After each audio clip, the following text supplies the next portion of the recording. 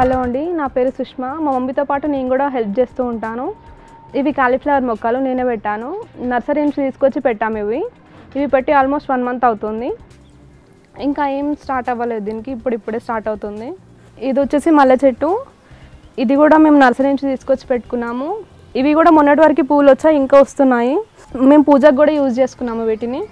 ఇది టమాటో. ఇది ఇంకొక రకం, అక్కడ ఇంకో రకం ఉంది, ఇక్కడ ఒకటి ఉంది.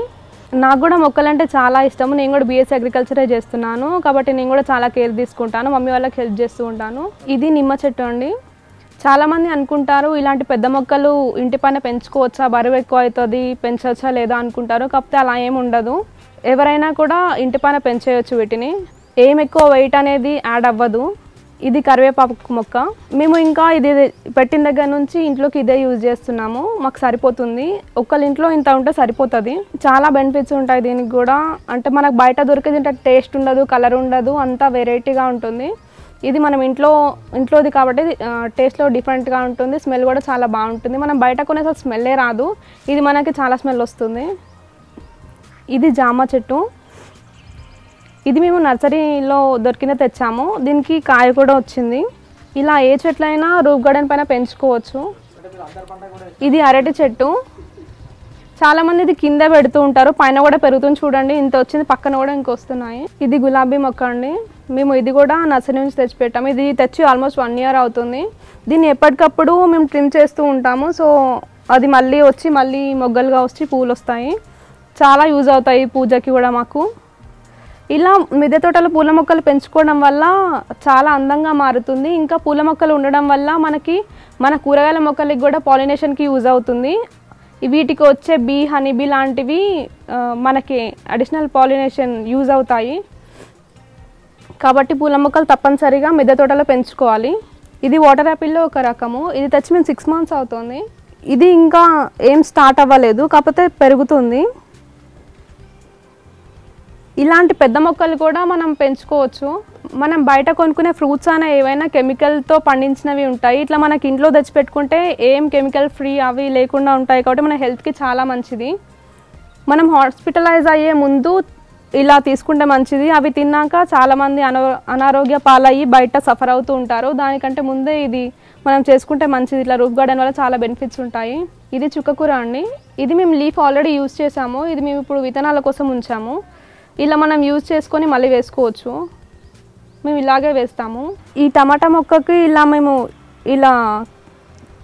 చేసామండి స్టేకింగ్ది.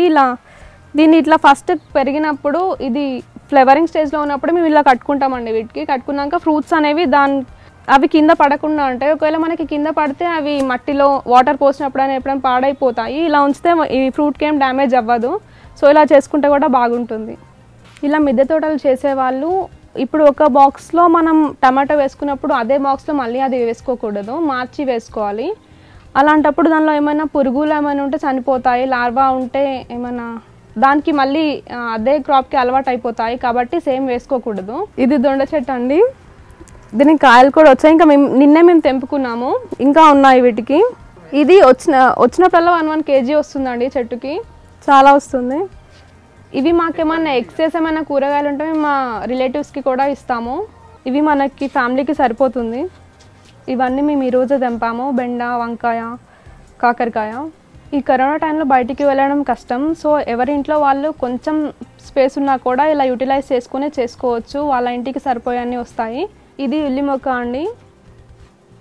మేము వేసి ఇది చాలా రోజులు అవుతుంది. ఆల్మోస్ట్ హార్వెస్ట్కి వచ్చింది. అది అంతకుముందు కూడా వేసాము. 1 kg వస్తుంది. ఇట్లా ఈ బాక్సెస్ కూడా సరిపోతాయి వేసుకోవడానికి. మేము అన్ని బాక్సెస్లో వేస్తామండి.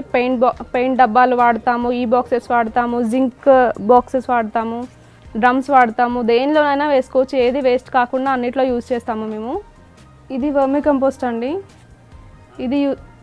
ఇది వెజిటబుల్ వేస్ట్. ఇది వాటర్లో డైల్యూట్ చేసుకొని వేస్తాము మేము చెట్లకి.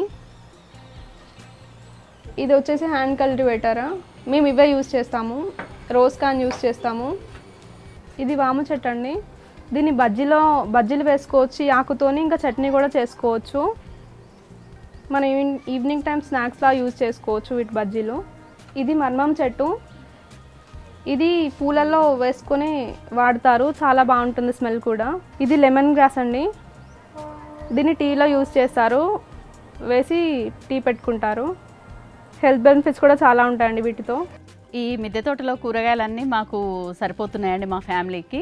ఇంకా ఎక్కువగా ఉన్నప్పుడు కూడా మా రిలేటివ్స్కి ఇక్కడ పక్కన దగ్గర ఉన్న వాళ్ళందరికీ కూడా మేము ఇస్తూ ఉంటామండి. అలాగే మాకు మొదటగా వచ్చిన మొక్కల నుంచి మొదటగా వచ్చిన కాయలు తీసుకుని వీటి నుంచి విత్తనాలు తీసుకుని వాడుతున్నామండి.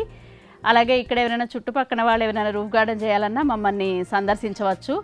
అలాగే విత్తనాలు ఎవరికైనా కావాలి అన్నా కూడా మా దగ్గరకు వచ్చి మా తోటను విజిట్ చేసి తీసుకోవచ్చండి.